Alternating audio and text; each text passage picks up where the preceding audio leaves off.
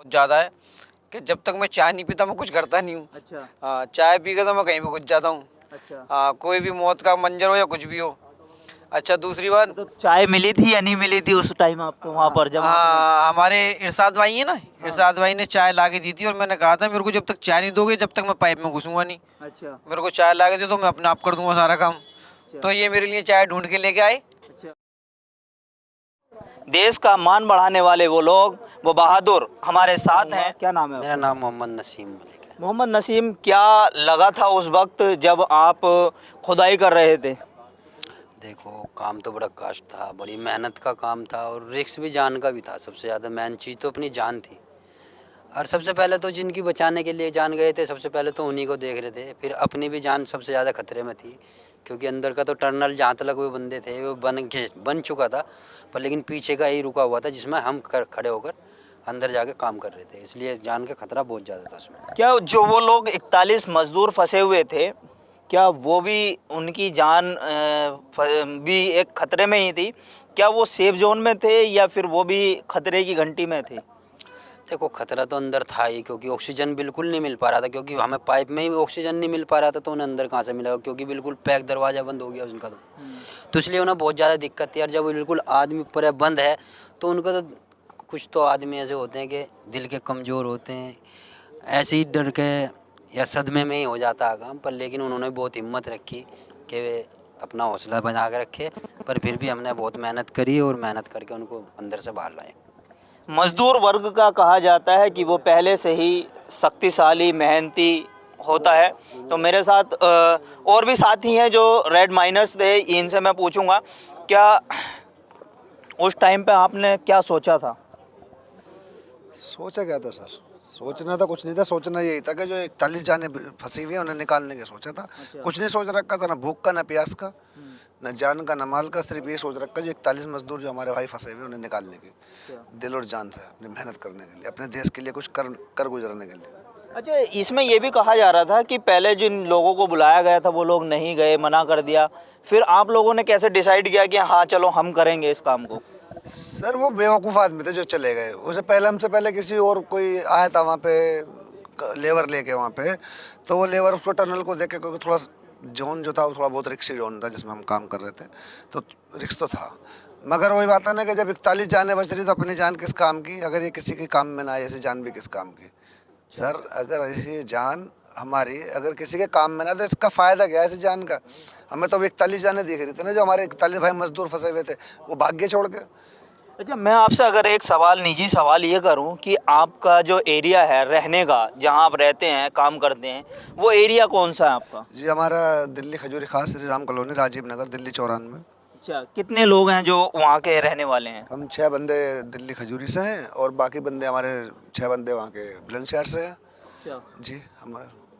तो दिल्ली सरकार ने कभी आपसे मिलने की कोशिश करी?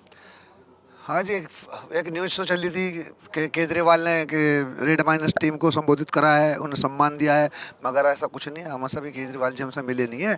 अभी हफ्ता भर पहले हमसे गोपाल राय जी मिले थे, उन्होंने बुलाया था, हम उनसे मिली, मुलाकात हुई। उन्होंने हमें आश्वासन दिया है कि हम तुम्हें केजरीवाल से मिलाएंगे और तुम्हें सम्मान भी दिलाएंगे और तुम्हारे लिए वो सरकार से कुछ करवाएंगे भी, कुछ सर्टिफिकेट या कुछ ऐसी चीज़ देंगे जो सरकार की नज़रों में आप बने रहें। इसमें उत्तराखंड सरकार जो है वो बीजेपी की सरकार है जी। और केंद्र सरकार या उत्तराखंड सरकार ने आपके लिए कुछ करा? देखो ये सरकार, सम्मान दिया आपको वो? सम्मान तो खैर हमें उत्तराखंड सरकार से मिला है। वहाँ भी बीजेपी सरकार है। पुष्कर धामी जी ने 50-50 हज़ार के चेक दिए थे हमें और हमें सम्मान दिया, चाय पानी, नाश्ता पानी, होटल में ठहराना रहना सब कुछ करा उन्होंने। बाकी हमें मोदी जी से भी पूरी आशा है कि हमें ज़रूर याद करेंगे। थोड़ा सा हमें मायूस सा हो रहे हैं कि हमें अभी तक काफ़ी टाइम हो गया हमें मोदी जी ने, क्योंकि हमें पता है ना कि मोदी है तो मुमकिन है, सबका साथ सबका विकास मोदी जी का नारा है कि हम आम वर्ग गरीब तबके को देख के चलने का मोदी जी के प्रयास पूरा है उनका। तो हमें पूरी आश्वासन है, पूरा यकीन है कि एक न एक दिन हमें मोदी जी ज़रूर याद करेंगे। आज आपको जो है जामिया कोऑपरेटिव बैंक ने आपको बुलाया तो उन्होंने आपको सम्मानित किया। क्या सम्मानित के तौर पर उन्होंने क्या मंच पे आपको बुलाया, किस तरीके से आपको सम्मान किया उन्होंने? जी हाँ, मैं जामिया कोऑपरेटिव बैंक ने हमें बुलाया और हम 50,000 के चेक दिए और एक ये सर्टिफिकेट दिया और एक हमें एक ट्रॉफी भी दी है, एक 50,000 का चेक भी दिया है। हमें बहुत अच्छा लगा। हम पूरी टीम को दिया, हमारी पूरी 12 टीम को बुलाया और हम जामिया कोऑपरेटिव बैंक का बहुत बहुत शुक्रिया अदा करते हैं, पूरे स्टाफ का और पूरे यूनिवर्सिटी का। हमारे साथ और भी लोग हैं, थोड़ा इनसे भी हम जान लेते हैं। मन में क्या चल रहा था उस टाइम? ये सवाल आपसे बार बार होते होंगे, बार बार पूछे भी जाते होंगे। क्या चल रहा था मन में उस टाइम पे, या साथियों के साथ बस चल दिए? मन में क्या चल रहा था जी, मैं तो सबसे लास्ट में गया था। अच्छा हाँ, ये समझ लो मैं 27 तारीख को पहुंचा था दोपहर को 1 बजे। अच्छा 1 बजे पहुंचने के बाद मैंने खाना वाना खाया, मेरे को 2 बज गए। 3 बजे काम चालू करना था। मैंने ना तो कोई पैसे के बारे में सोचा, ना किसी की चीज़ के बारे में। जब मैंने वहाँ की जाके सिचुएशन देखी ना कि 41 मजदूर इसके अंदर फंसे हुए हैं, तो फिर हम अपनी हर चीज़ को भूल गए थे, अपनी जान को, माल को, हर चीज़ को। सिर्फ ये लग रहा था कि इनको निकालना है अब। अच्छा हाँ, और मेरी एक आदत बहुत ज़्यादा है कि जब तक मैं चाय नहीं पीता मैं कुछ करता नहीं हूँ। अच्छा हाँ, चाय पी के तो मैं कहीं भी घुस जाता हूँ। अच्छा। हाँ, कोई भी मौत का मंजर हो या कुछ भी हो।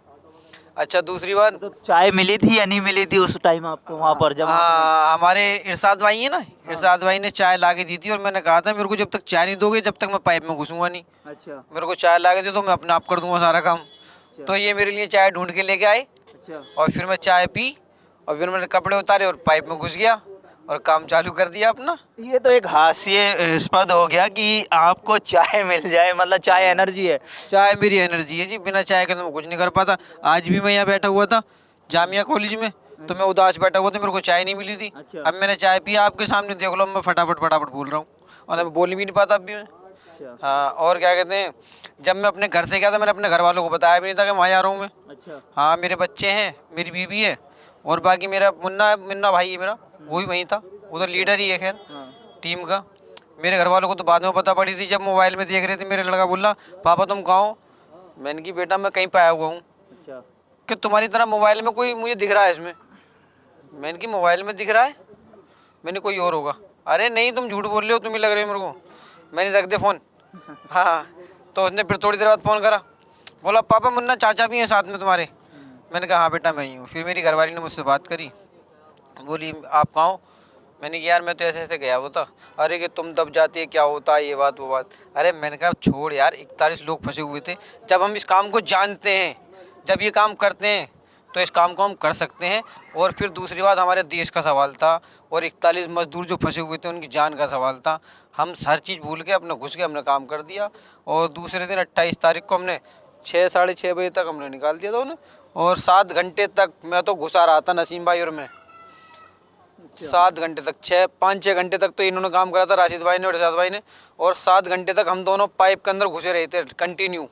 हाँ, हमने सोचा इनको निकाल के ही आएंगे अब, और नहीं तो आएंगे नहीं, और वही काम करके आए। अच्छा, चलिए ये तो ठीक है।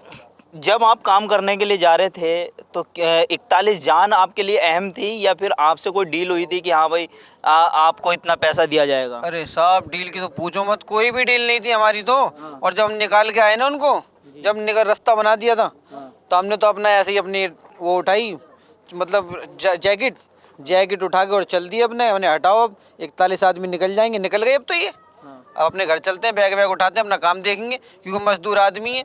जेब में पैसे नहीं थे, किराए को भी मेरे भाई ने डाले थे, मुन्ना कुरैशी ने। मैंने कहा अब किराए को पैसे लेंगे, अब चलते बनेंगे अपना, देखेंगे काम धंधा। क्योंकि 5,000 रुपये भी नहीं थे हमारे पास। 5,000 रुपये की बहुत ज़रूरत थी मेरे को उस समय, किसी को देने थे। और मेरे नहीं देंगे तो कहानी ख़राब।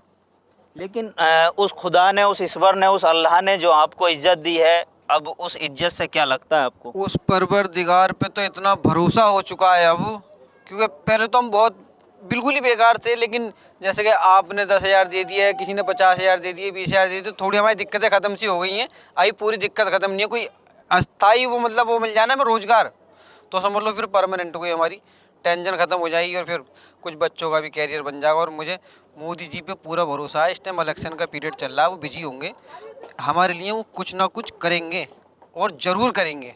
चलिए बहुत बहुत शुक्रिया आप सभी का।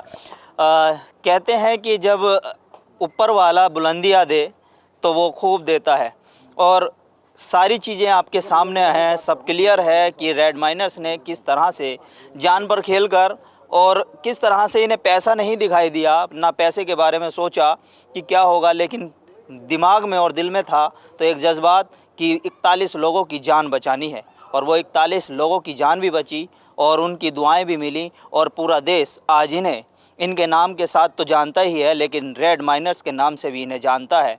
कैमरा पर्सन फैज़ान के साथ मोहम्मद साजिद, ABC वर्ल्ड हिंदी।